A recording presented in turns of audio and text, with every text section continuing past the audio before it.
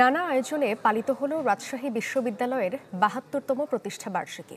সকালে প্রশাসন ভবন ১-এর সামনে জাতীয় সঙ্গীত পরিবেশন, পতাকা উত্তোলন এবং বেলুন ও পায়রা উড়িয়ে অনুষ্ঠানের উদ্বোধন করা হয়। পরে সেখান থেকে শোভাযাত্রা বের হয়ে ক্যাম্পাসের বিভিন্ন সড়ক ঘুরে সিনেট ভবনের সামনে গিয়ে শেষ হয়।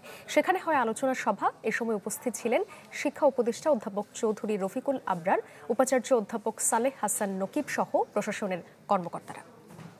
এই যে বিশ্ববিদ্যালয়ের যে পরিবেশ, সেটা আনন্দের পরিবেশ, সেই পরিবেশকে আমরা সমুন্নত রাখতে পারবো এবং এই বিশ্ববিদ্যালয় যেন আগামী আরো অনেক অনেক বছর ধরে তার যে গুরুদায়িত্ব সেটা সকলে মিলে যেন পালন করতে পারে। ছাত্রছাত্রীরা তাদের সর্বোচ্চটা করছে, কিন্তু একটা পরিপূর্ণ ফাংশনাল বিশ্ববিদ্যালয়ে ছাত্রছাত্রীদের যে সুযোগ সুবিধা, যেটুকু তাদের পাওনা, সেটুকু আমরা আসলে মেটাতে পারছি না।